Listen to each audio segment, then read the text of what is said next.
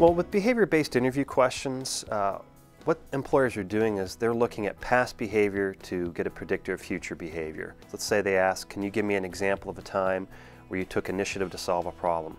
They want to hear a story about where you took initiative. And you need to organize that using the STAR technique, where you can talk about situation, task, action, and result. What I see a lot of students tend to do is they'll tell us a great story and forget the results. That's like watching a great movie and not seeing the ending of it. Well, the STAR technique helps organize their thoughts. Behavioral interviewing is telling a story. You're telling us a story, you're setting up the situation so we understand exactly what you're doing. You know, you set the frame, you set the picture for us in our minds. The task is, you know, what was the problem, what was the issue, set that piece up. And I want to know what you did, not my manager did this or we did this. I want to hear a lot of I, what did you specifically do? And the results, how did it end? It's like telling a joke and not giving the punchline if you don't add the results in there. When they get those behavioral questions, take it back to a specific example, explain what they did, set it up, give the details, and include a lot of names, dates, times, numbers, and places. The more details you can give, it really helps the employer understand the depth and breadth of what you accomplished. Oftentimes if a student is giving examples that say, we did this and we did that when they're talking about a committee, I will stop them and say, that's great that your committee did that, but what specifically did you do?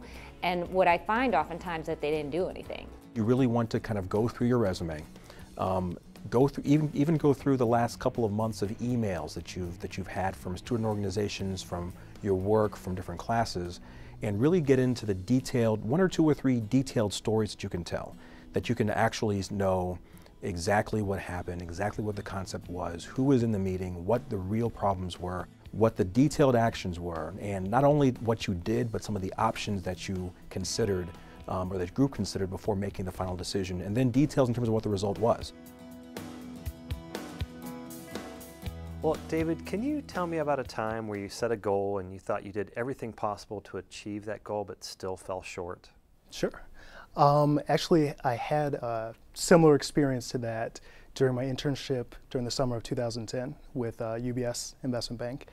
I was working in their global healthcare group, and really one of the first type of tasks that we had was working with one of our major clients on a merger model. So we were doing a pitch for them and coming up with a hypothetical merger situation.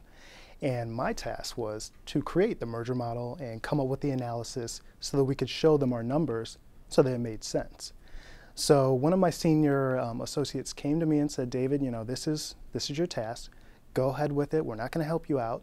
Do your very best, and we'll come to you at the end of the day. So I literally spent the next, I would say, 12 hours of that day working at a computer on my merger model, which I thought, man, you know, I've spent 12 hours. It's going to be perfect. There's nothing wrong with this. And when I finally presented my model saying, you know, we've got accretion here, we're going to make money off of this deal, the client's going to love it, the very first thing they did once I printed it out was take a red pen and cross an X all the way through it. And they said, you did absolutely everything wrong that we were looking for. And although you spent 12 hours, we're now going to have to go and redo this. So me, you know, this is my first week as an intern, sitting there thinking, wow, I spent way more time than any full-time person would actually spend on this. And I did it all wrong. How is this possible? I'm not going to get a job at all. And now all my dreams of doing investment banking are ruined from this one engagement. And what I later realized was the fact that, you know, when you come in, and this is what they told me at the end of the summer once I finally received a full-time offer, when you come in, they understand you don't know everything. You know, you're not supposed to know every single thing about investment banking or your internship in general. When you come in, they want to see that you are putting forth the full effort, you're going above and beyond, and really trying to do your best in terms of what they show you and what they want you to do. So at the end, that same senior analyst who crossed an X directly through, which, you know, I will admit it was incorrect, my work, he later said, you know, David spent half of a day on this model. He didn't give up. He was determined. He was confident in his work and what he thought was right. Even though it ended up being wrong, that same determination was what helped him to really be a perfect candidate for what we're looking for as a full-time analyst. So although I failed, and I definitely did fail, I did my best and I learned from that experience and ultimately got a return offer from UBS. First, the candidate provides information about his project for UBS and the amount of time and work he put into the project, which helps the interviewer gain a real understanding of his efforts and the value of the task. Next, the candidate structured his example using the STAR technique: situation, task, action, results. Situation: explaining his UBS summer internship with the Global Healthcare Group. Task: explaining the merger model he was developing for a client to share UBS's financial expectations for the merger. Action: the amount of time and effort he put into the project. Results: the lessons learned from his mistakes and how he overcame these failures to receive an offer for full-time employment.